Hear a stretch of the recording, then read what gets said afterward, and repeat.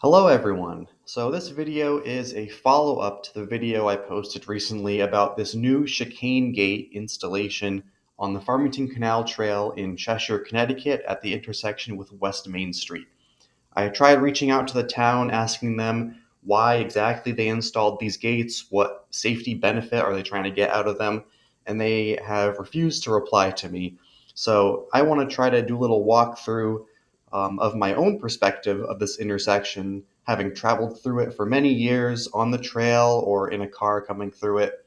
Try to figure out what the actual safety issues are here, and then later present some concept plans that I've developed on how to fix the safety problems at this intersection for everyone without needing to install these really hazardous gates that just make it less safe for everyone. So let's take a look at the intersection first, the area leading up to it, and see what's causing the problems here. Here's the area of the crossing in Cheshire. The canal trail is highlighted in green, and this is where it crosses West Main Street. So I really wanted to look into the road leading up to the crossing. This whole stretch coming westbound is a big downhill. So we can hop into Street View and see that cars coming down this road are just on this really long downhill grade. Approaching the crossing, here's the Hawk beacon up here. This road has a speed limit of 35 miles per hour already, even though it's in kind of this residential area that they call Cheshire Village. Combined with the downhill, you can pretty much bet that every vehicle coming down here is going to be exceeding that speed limit, which already makes it not great for the crossing because when you have people driving that quickly, they're going to be less likely to stop for a red light if it comes up because they're going too fast. They don't want to slam on the brakes, they just want to continue going through. From the other direction, it's not really a big downhill. It has some grade to it. But still, coming from either direction, it's a pretty straight alignment. These vehicle lanes are pretty wide, which promotes high speeds. And then let's zoom in up to the crossing itself here. We have this median, but it doesn't really do anything. It's a pretty narrow median. There's this kind of stamped concrete area around it, but it's flush. So the actual curb to curb width here is about 18 to 20 feet. So that really doesn't provide any sort of traffic calming benefit at all. If you really want to get some traffic calming, drivers need to feel like they're getting a little bit squished in the lane. 20 feet, 18 to 20 feet is about the width of a two-lane road. So that's not really going to slow people down here.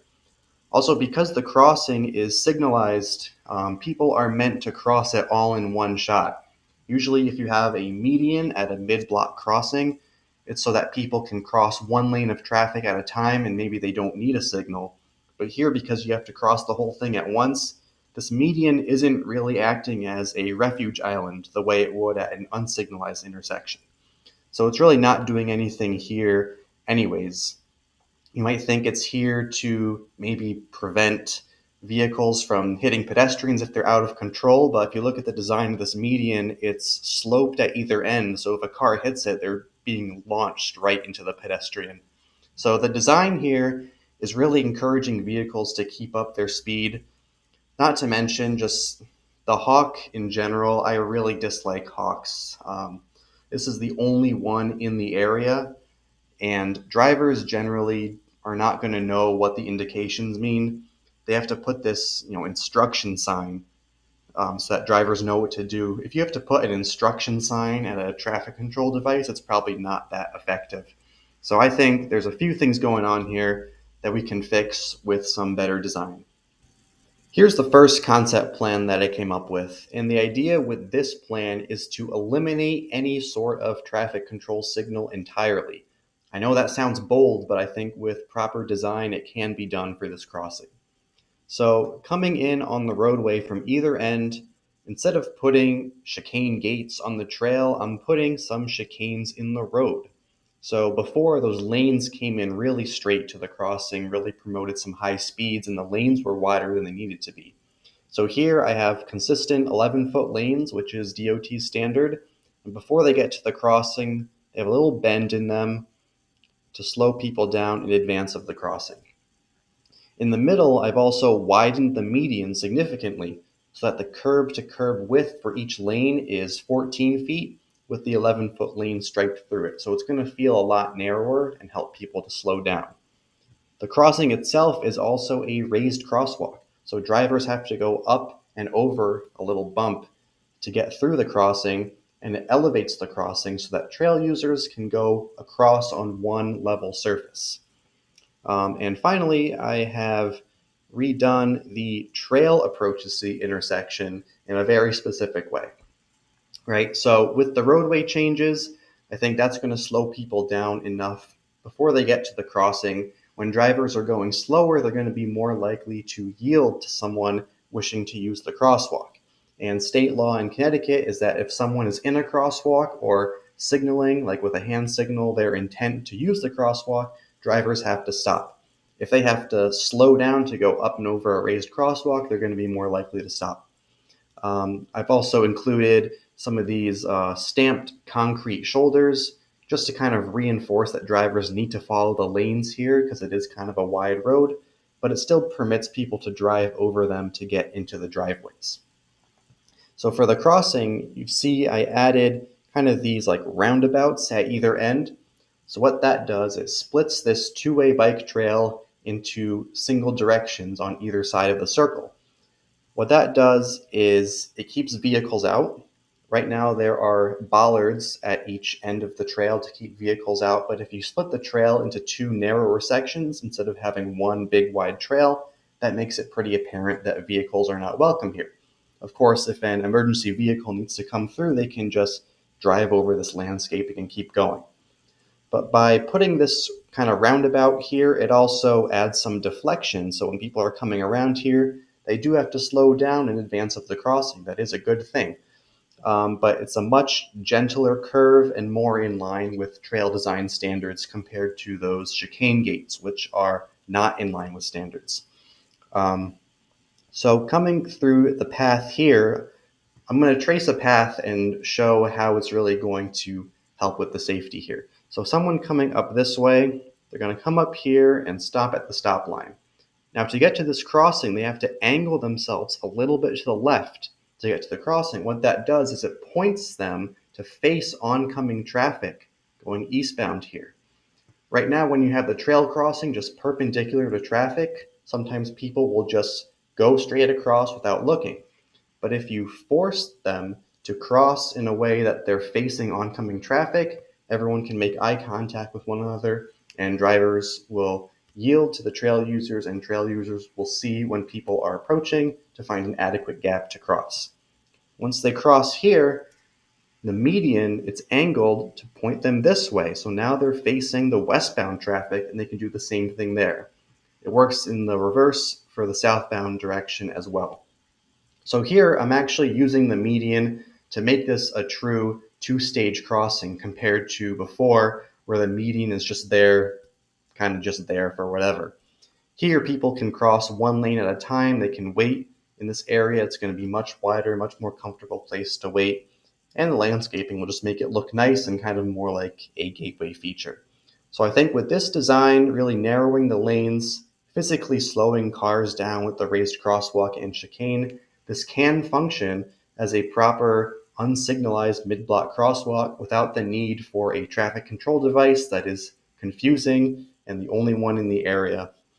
So here's the other concept plan that I came up with. This one is a little simpler, a little less construction. The big change here is I'm going to keep a traffic control signal device at this crossing, but I want to swap out that kind of three-headed hawk signal head for a traditional red, yellow, green traffic signal.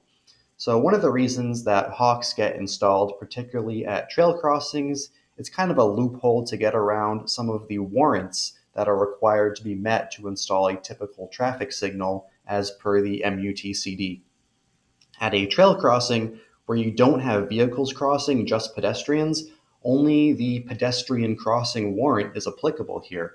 And because this trail was built the same time as the hawk crossing, they didn't have any pedestrian count numbers to justify installing a typical traffic signal. So they installed the hawk as a way to get around that. Now that this is a very popular crossing, that pedestrian crossing warrant might be met for installation of a typical signal, but also the latest edition of the MUTCD, the 11th edition released this past winter, kind of relaxes the warrants and relies more on engineering judgment to install a signal. So I think installing a typical signal here instead of the hawk would immediately clear up some of the confusion that comes from drivers not knowing what to do at a hawk and kind of help the compliance there. Also, trail users approaching, instead of looking up and seeing a dark three-headed signal, they can look up and see, oh, vehicles have a green light. Maybe I shouldn't disobey the signal and push the button and wait. So the only other changes I made here was, instead of kind of that roundabout treatment I put before, here's a different option that you see on trails sometimes. The trail just splits into two directions with kind of a center landscape median. Again, it kind of slows people down a little bit because you're narrowing the trail path, and it keeps vehicles out without having to use bollards. Finally, I expanded the median just a little bit. Again, because this is going to be a signalized intersection, not unsignalized, the median doesn't really do anything because you still have to cross in one go. But it's just, a nice way to beautify the area, add some landscaping, make it more apparent to drivers, hey, something's different here, kind of a gateway treatment.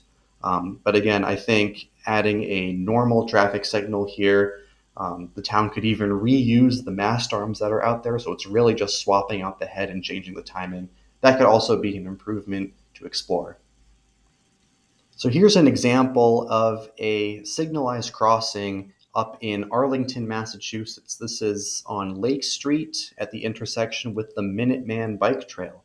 And if the town wants to keep a signalized crossing at the Canal Trail in Cheshire, I think this is a really cool example to follow. So you have your typical red, yellow, green traffic signals facing the roadway, and for the trail, you have a bike signal up here, so red, yellow, green bike signal. You also have a pedestrian signal, and they just turn on at the same time. It's just to show that, both pedestrians and bikes have a signal to follow. But the cool thing is, this is a detector here facing the trail. And so when trail users approach the intersection, they are automatically detected by the signal without having to push a button. This is a blank out sign, and when trail users are detected, this sign will light up and say wait for green. So it's a really good kind of confirmation device for trail users that they've been detected by the signal and their crossing phase is coming up next. At the Hawk Beacon in Cheshire, there's really no confirmation because the beacon rests in dark mode, especially during its cooldown period. And so you can press the button, it might beep, but it doesn't say wait to cross, it just kind of beeps. And sometimes nothing might happen with the beacon. After the pedestrian crossing phase finishes, there's a cooldown period of 30 seconds to allow vehicles to keep going so people don't just spam the button and keep the crossing on forever. So if you show up after someone's just finished crossing and you press the button, the beacon's going to remain dark and you're really not going to know that anything's happening, which I think contributes to some of the trail user noncompliance with the Hawk. I think that might be a little bit better with a typical traffic signal and some kind of automatic confirmation device facing the side street. So those are my two ideas on how to fix the actual safety issues at this crossing of the Canal Trail in Cheshire.